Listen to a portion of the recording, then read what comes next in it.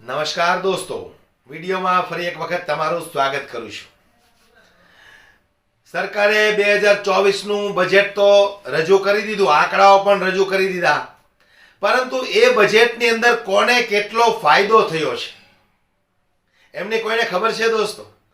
ત્યારે આ વાતને લઈને સંજય સિંહે સંસદ ભવનની અંદર જે વાત કરી છે કે ભાઈ જે બજેટ રજૂ કરવામાં આવ્યું છે એ બજેટની અંદર જેલની અંદર પણ જે તે કેદીઓ છે એમના માટે પણ કંઈક લાભદાયક થાય એવું બજેટ રજૂ કરવું જોઈએ। ત્યારે આ વાતને લઈને સંજય સિંહે ભારતીય જનતા પાર્ટી પર જે આકરા પ્રહારો કર્યા છે, આવો દોસ્તો એ વિડીયોને સૌપ્રથમ આપણે જોઈએ, પણ પસંદ આવે તો વિડીયોની અંદર લાઈક કરવાનું બિલકુલ ન ભૂલશો દોસ્તો।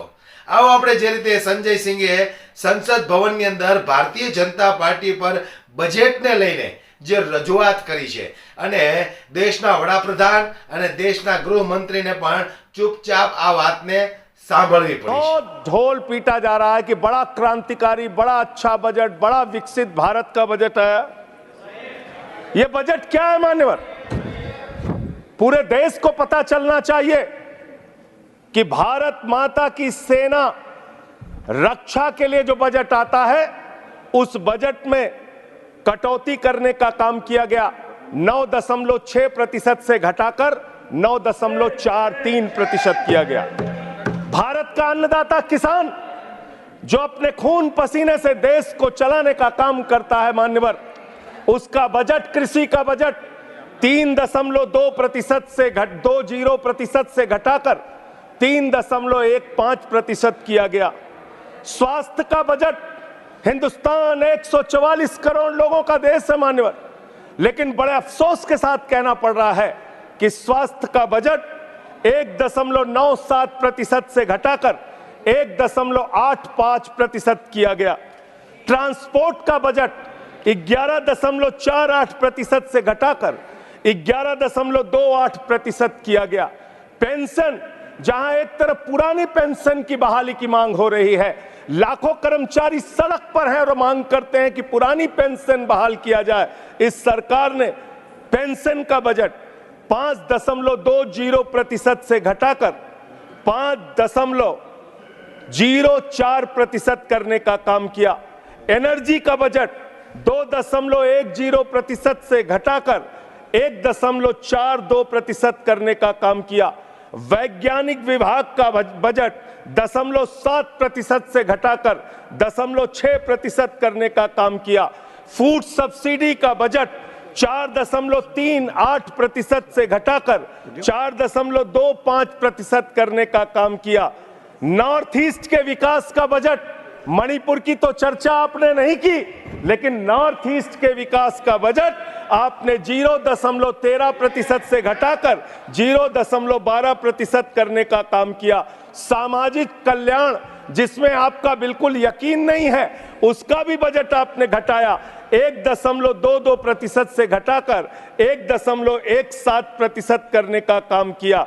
आपने फर्टिलाइजर का, खाद का बजट 3.88 से घटाकर 3.4% करने का काम किया और फूड सब्सिडी आपने घटाने का काम किया। यह है आपके विकसित भारत के खोखले बजट की सच्चाई। हर वर्ग को आपने चोट पहुंचाने का काम किया मान्यवर। आप कहते हैं आप दुनिया की 5वीं बड़ी अर्थव्यवस्था है, 5वीं बड़ी अर्थव्यवस्था है। अरे ये तो सच्चाई बताइए कि ये 5वीं बड़ी अर्थव्यवस्था किसके लिए है? आपने चंद पूंजीपतियों का 16 लाख करोड़ रुपए माफ किया। ये इस देश की सच्चाई है। आपने 16 लाख करोड़ रुपए पूंजीपतियों का माफ किया। आपने 14 देश के प्रधानमंत्रियों ने जितना कर्जा लिया उससे दोगुना कर्जा अकेले आपकी सरकार ने लिया। आपने 150 लाख करोड़ रुपए कर्जा लेने का काम किया, देश को कर्ज में डुबाने का काम किया। मान्यवर, मैं बताना चाहता हूं इस सरकार से किन किन वर्गों को उम्मीद थी। इस सरकार से उम्मीद थी देश के अन्नदाता किसानों को कि आप एमएसपी दोगुना करेंगे। आपने एमएसपी दोगुना नहीं की, आपने किसानों की फूड सब्सिडी का काटने का काम किया, फर्टिलाइजर सब्सिडी काटने का काम किया, कृषि क्षेत्र को देने वाले बजट को खत्म करने का काम किया। बेरोजगारों को उम्मीद थी 10 साल में आपने कहा था मान्यवर 20 करोड़ नौकरियां देंगे, 20 करोड़ नौकरियां आपने नहीं दी। फिर नौजवानों ने कहा नौकरी दो, नौकरी दो। फिर आपने कहा पकौड़ा तल लो, पकौड़ा तल लो। फिर आपने कहा पान की दुकान लगा लो, पान की दुकान लगा लो। फिर आपने कहा 4 साल की नौकरी कर लो सेना में, 4 साल की नौकरी। मैं मान्यवर आपके माध्यम से भारत के प्रधानमंत्री से बड़ी विनम्रता पूर्वक पूछना चाहता हूं, देश के प्रधानमंत्री को 73 साल की उम्र में तीसरी बार प्रधानमंत्री बनना है, लेकिन किसान का बेटा नौजवान सेना में 4 साल की नौकरी करेगा, यह भेदभाव क्यों है? मैं पूछना चाहता हूं मान्यवर, आपके माध्यम से इस सरकार से जानना चाहता हूं, अगली योजना क्या आएगी आपकी? आप कह रहे हो इंटर्नशिप योजना, ट्रेनिंग योजना, 5,000 रुपए की ट्रेनिंग ले लो, 5,000 रुपए की ट्रेनिंग ले लो। मान्यवर 5,000 रुपए की ट्रेनिंग 500 बड़ी कंपनियों में आप देंगे। मुझे भारत की 100 कंपनियां आप बता दीजिए जिसमें एक कंपनी में आप 4,000 ट्रेनी रख सकते हैं। एक कंपनी बता दीजिए जिसमें आप 4,000 प्रशिक्षु आप रख सकते हैं ट्रेनिंग के तौर पे। ये भी आपका आंकड़ा सिर्फ एक जुमला है, इसके अलावा कुछ नहीं है। अब मुझे लगता है एक ही योजना बाकी रह गई है मान्यवर, वो योजना है कि हमारी भारत की सरकार, आदरणीय नरेंद्र मोदी जी की सरकार अगली योजना लेके आएगी कि इस देश के नौजवानों को मुफ्त में 5 करोड़ कटोरा बांटा जाएगा। भीख मांगो योजना, भीख मांगो योजना लाने का काम ये लोग करेंगे। मान्यवर इस देश में आपने अर्थव्यवस्था को लेकर कहा पांचवी बड़ी अर्थव्यवस्था है। वो 5वीं बड़ी अर्थव्यवस्था का लाभ किसको मिल रहा है? आपके चंद पूंजीपति मित्रों को, जिसका 16 लाख करोड़ रुपए आपने माफ किया, जो हजारों करोड़ लूटकर हिंदुस्तान से चले गए। मान्यवर मैं बड़ी विनम्रता पूर्वक कहना चाहता हूं, मित्रों बड़ी डिलीटेड जी, डिफिकल्टी। ठीक है सर। मान्यवर मैं बड़ी विनम्रता पूर्वक आपके माध्यम से पूछना चाहता हूं, क्या इस देश की अर्थव्यवस्था में रेहड़ी पटरी वालों का कोई योगदान नहीं? जो 10 करोड़ रेहड़ी पटरी वाले पूरे देश में हैं, उनका कोई योगदान नहीं है क्या मान्यवर? वो भी सरकार को टैक्स भरते हैं। आपकी सरकार उनको भी फूटी आंख से देखना नहीं चाहती। आपने रेहड़ी पटरी वालों को कहा अपने नाम के आगे नेम प्लेट लगाओ, अपने नाम के आगे नेम प्लेट लगाओ। हिंदुओं की, मुसलमान, दलितों के पीछे आदिवासी हो, क्या हो ये बताओ। मैं पूछना चाहता हूं, आपके माध्यम से सरकार के कहना चाहता हूं मान्यवर, अगर नेम प्लेट लगवाना है तो लगवाइए गले में नेम प्लेट। नीरव मोदी के गले में नेम प्लेट लगवाइए कि 20,000 करोड़ रुपए हिंदुस्तान का वो बाकी है। लगवाइए नेम प्लेट। 10,000 करोड़ रुपए विजय माल्या हिंदुस्तान का बाकी है। लगवाइए नेम प्लेट गले में ललित मोदी के कि 3,000 करोड़ रुपए हिंदुस्तान का लूट के भाग गया। लगवाइए नेम प्लेट मान्यवर। मैं कहना चाहता हूं नितिन संदेशरा के कि वो 6,000 करोड़ रुपए हिंदुस्तान का लूट के भाग गया। लगवाइए नेम प्लेट अडानी के कि 2.5 लाख करोड़ रुपए का कर्जा आपने एक आदमी को दे रखा है। लगवाइए नेम प्लेट उन पूंजीपतियों को जिन्होंने हिंदुस्तान की बैंकों को खाली करने का काम किया। मान्यवर एक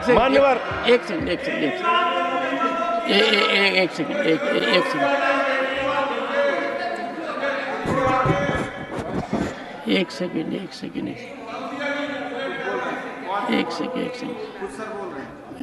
honorable member and you are a senior person, Sanjay ji, you are a senior person।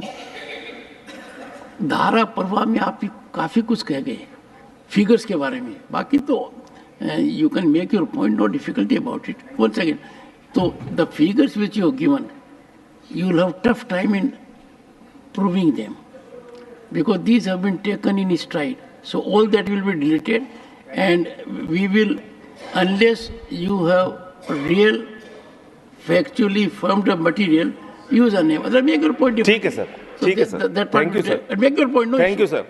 मानवर मैं तो ये कहना चाह रहा था आपके माध्यम से कि इस तरह के काम देश के अंदर नहीं होने चाहिए। भारत एक धर्मनिरपेक्ष राष्ट्र है और हम जानते हैं अपनी सामाजिक व्यवस्था में, मैं जानता हूं इनके मन में दर्द होगा मान्यवर, अभी चुनाव हारे हैं ये उत्तर प्रदेश में, तो वहां पर अगर कोई बोर्ड लगाएगा जाटव ढाबा, एक सेकंड, जाटव ढाबा कोई लगाएगा, कोई अपने ढाबे के आगे अगर वाल्मीकि ढाबा लिखेगा तो आप लोग उसके यहाँ खाने नहीं जाओगे। मैं जानता हूं आपकी मानसिकता। आप वो लोग हैं जिन्होंने भारत के तत्कालीन राष्ट्रपति श्री रामनाथ कोविंद जी को प्रभु श्री राम के मंदिर के शिलान्यास में नहीं बुलाया। आप वो लोग हैं जिन्होंने मौजूदा राष्ट्रपति श्रीमती द्रौपदी मुर्मू जी को राम मंदिर के उद्घाटन में नहीं बुलाया। आप दलितों से, पिछड़ों से, आदिवासियों से, अल्पसंख्यकों से, मुसलमानों से नफरत करने का काम करते हैं। ये आपकी सच्चाई है। इसलिए नेम प्लेट मत लगवाइए। नेम प्लेट लगवाना है तो जिन्होंने देश की बैंकों को लूटा है उनका नेम प्लेट लगवाइए। और मान्यवर, मैं आपसे, आपके माध्यम से इस सरकार से कहना चाहता हूं, इनका बजट पढ़ रहा था मान्यवर, जेलों को भी इन्होंने कम बजट दिया। अरे जेल का बजट तो बढ़ा दीजिए, 300 करोड़ रुपए जेल का बजट बढ़ा दीजिए। अरे अभी हमको जेल में भेजा है, कल तुमको जेल में आना है, तुम सबको जेल में आना है। जेल का बजट बढ़ा दो, जेलों को ठीक कर दो, अगला नंबर तुम्हारा है, तुम्हें जेल में आना है, इसलिए कम से कम जेलों को तो ठीक कर दो, अगला नंबर तुम्हारा। मैं जेल के बजट पे बोल रहा हूँ मानवर, मैं जेल के बजट पे 1 सेकंड 300 करोड़ दिया, इनको जेल में आना है। 1 सेकंड सदन के नेताजी से मैं अनुरोध करूंगा कि ये बहुत मार्मिक अपील है जेल का बजट बढ़ाने के लिए, और इस पर आप गौर फरमाइए। धन्यवाद सर, धन्यवाद सर। ठीक है ना, धन्यवाद सर। एक पृष्ठभूमि में है मान्यवर, इसका ध्यान रखा जाएगा। अध्यक्ष महोदय, इन्होंने न्यायपालिकाओं के लिए जो बजट रखा वो नाकाफी है। 5 करोड़ केसेस पेंडिंग है इस देश के अंदर, और 6 लाख लोगों को पूरे देश में जेलों में रखा गया है, जिसमें करीब 76% अंडर ट्रायल है। इसका मतलब आपका मकसद न्याय दिलाना नहीं है, आपका मकसद किसी मामले की सच्चाई तक पहुंचना नहीं है, आपका मकसद है पकड़ पकड़ के एक एक व्यक्ति को जेल में डालना।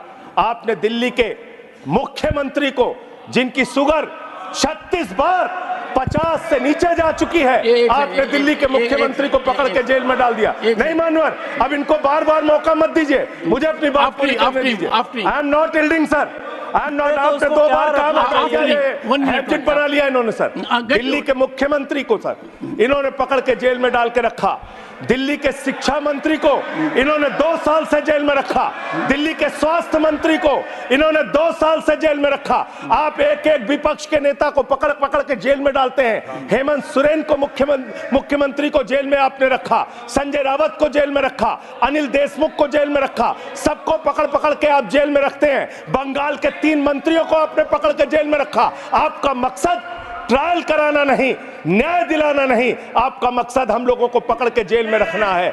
जितना जेल में डालोगे, मैं आपसे कहना चाहता हूं, जितना जेल में डालोगे उतना गर्त में जाओगे। जिसने भी ये राजनीति की है उसका समापन हो गया है। अभी 240 पे पहुंचे हो, कल 24 पे पहुंचोगे, इसके बाद 2 पे भी आओगे। मैं तो 1-2 मिनट और मैं बस कह के अपनी बात खत्म करूंगा, मेरे टाइम में से उसको काट लीजिएगा। मान्य